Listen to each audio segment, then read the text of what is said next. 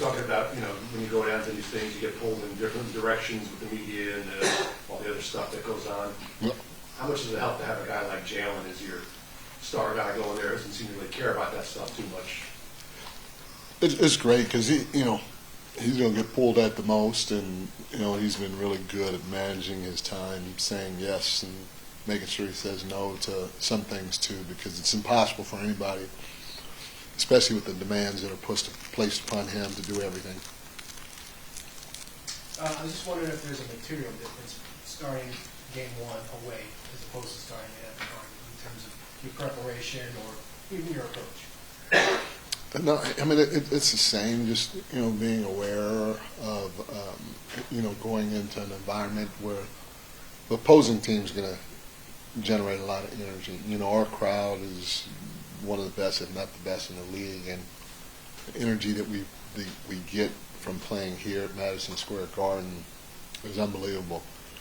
And there are probably other buildings that, in their players' minds, give them that same energy, and so knowing that it's going to be hostile, we don't have the energy of the crowd to help us get over the hump, and so we have to come out, not come out and jump on them. I'm not saying that, but we have to come out with a purpose, not just physically but mentally as well, so we don't fall behind big, because the crowd will really feed into that.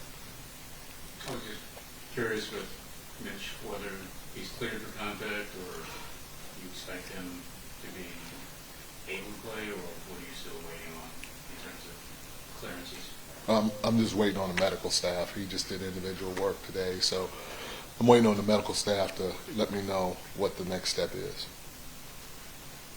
Mike, understanding there's more than, I guess, just individual matchups, just with Cat shooting, how he moves around, how important is that in a series like this to get Victor out of the paint and just make it diversify the defense too? It's important.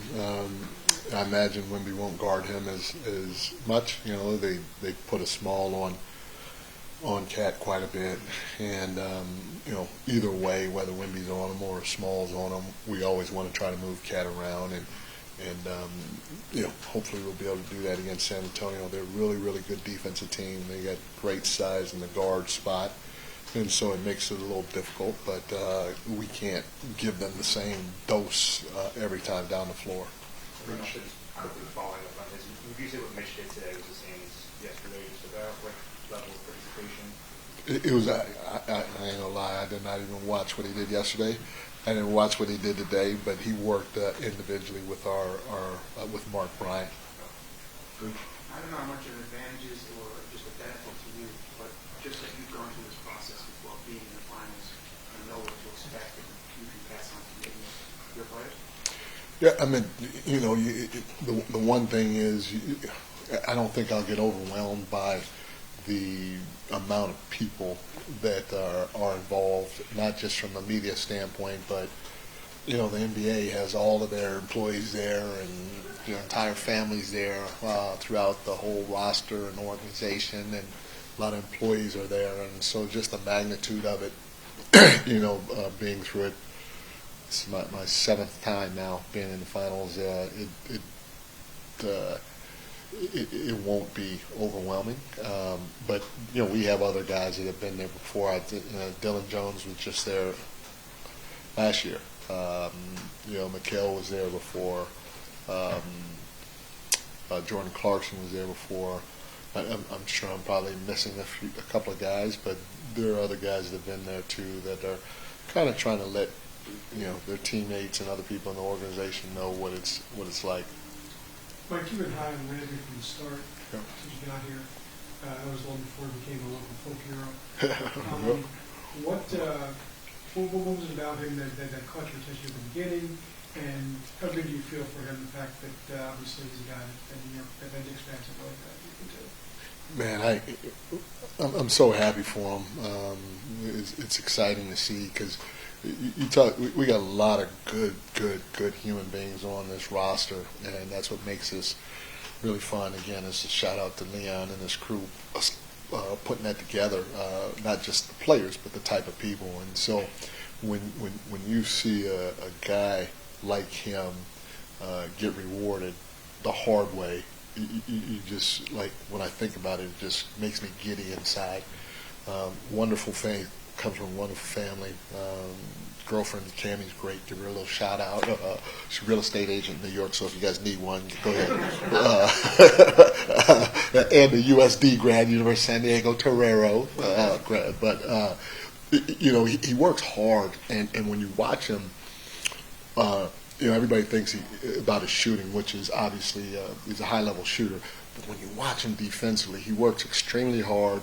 He's very physical without fouling, and he's got a mental toughness about him that helps him be relentless. And he gets over screens, he chases people, he's got a great feel, so he understands what his assignment is defensively. Now you flip it offensively, and the gravity that he creates, whether running to the corners in transition, coming off of a screen, slipping a screen, the gravity that he creates is second to none. And then he's got to be guarded. If you don't guard him, there's a good chance you're going to pay the price. And so when he has to be guarded at 20 feet away from the hoop, it just creates that much more space for a guy like Jalen or Mikhail or Josh or Ket, whoever it is, to go make a play. You walk around the city, there's a buzz in the air with what's happening with the Knicks, Knicks mania. How important is this fan base to the Knicks organization and having their support? And what are your thoughts about the watch party on 7th Avenue that has been canceled, and you think that should be brought back? First answering that, I have not been out there, so I don't even, and I don't read anything. I heard it was canceled. I don't know exactly why it's been canceled.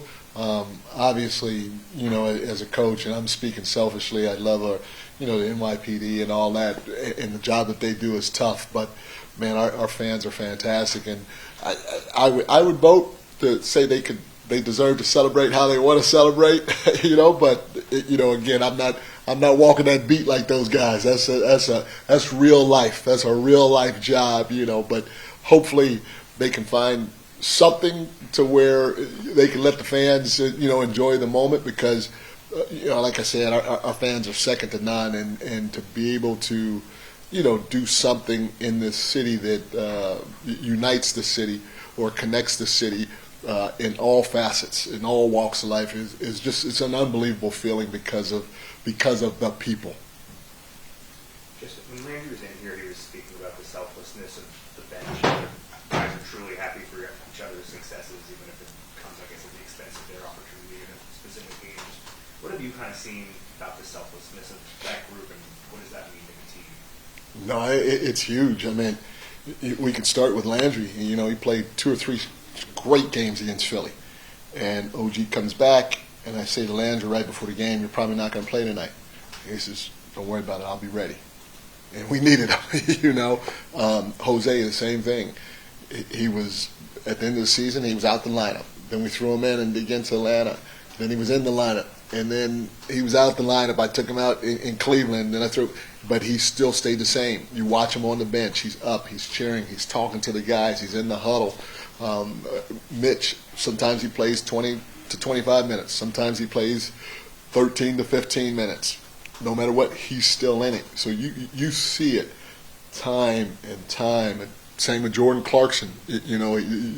Beginning of the season he was playing. Then he went through a long stretch where he wasn't. And then we threw him out there, and he was great for us. But the demeanor just never changes with those guys. Those guys are always supportive of whoever's in front of them. But the most important thing is they stay present in the moment, so when their number is called, they can go out there and perform and help us out. Like the freak of nature that is Victor Wembanyama, without revealing any trade secrets, strategically, defensively, what can you do if not to stop him, to try and contain him? You just hope a guy like that, you can find ways to make him work. You pray. I had some buddies that are monks. I can't go to them because he's got that part of the religion all wrapped up. He's Vicky. I tell you what, he's a special human being, and to watch him from afar, to see how he gets himself ready, is, man, that might be second to none. That is high level, the stuff that he goes through in the off season and even during the season to get himself ready.